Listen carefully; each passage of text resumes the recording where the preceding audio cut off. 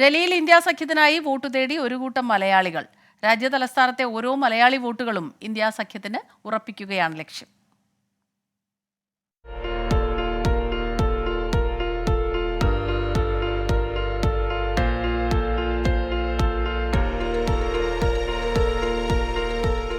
ലക്ഷത്തോളം ദക്ഷിണേന്ത്യക്കാരാണ് ഡൽഹിയിലെ വിവിധ ലോക്സഭാ മണ്ഡലങ്ങളിലുള്ളത്. ഇതിൽ തന്നെ 10 ലക്ഷത്തോളം പേർ മലയാളികൾ. പല മണ്ഡലങ്ങളിലും മലയാളി വോട്ടുകൾ വിജയത്തെ സ്വാധീനിക്കും.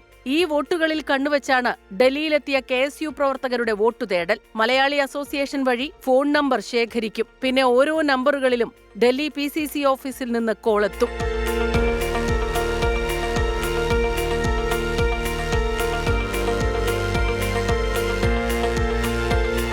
ഡൽഹിയിലുള്ള ഓരോ മലയാളികളെയും, അത് വീട്ടിലുള്ള ഒരാളെയല്ല, ആ കുടുംബത്തിൽ വോട്ട് 4 പേർക്കുണ്ടെങ്കിൽ ആ 4 പേരെയും വിളിച്ച് സംസാരിക്കുകയും അവരുമായിട്ട് ഇലക്ഷൻ്റെ കാര്യങ്ങൾ ചർച്ച ചെയ്യുകയും അവരുടെ ആവശ്യകതകളെല്ലാം ചോദിച്ച് മനസ്സിലാക്കുകയും ചെയ്യുന്നുണ്ട്. അതോടൊപ്പം തന്നെ അവർക്ക് ഇലക്ഷൻ്റെ ആവശ്യമായിട്ടുള്ള എന്തെങ്കിലും ആവശ്യങ്ങളുണ്ടെങ്കിൽ നമ്മൾ ഗ്രൂപ്പിലോട്ട് ആഡ് ചെയ്യും. ഇപ്പോൾ അവർക്ക് അവരുടെ സ്ഥലം അറിയണമെങ്കിലോ മണ്ഡലം അറിയണമെങ്കിലോ വോട്ട് ചെയ്യേണ്ട എന്തെങ്കിലും ആവശ്യങ്ങളുണ്ടെങ്കിൽ അതും നമ്മൾ ചെയ്തു കൊടുക്കുകയും സഹായിക്കുകയും ചെയ്യുന്നുണ്ട്.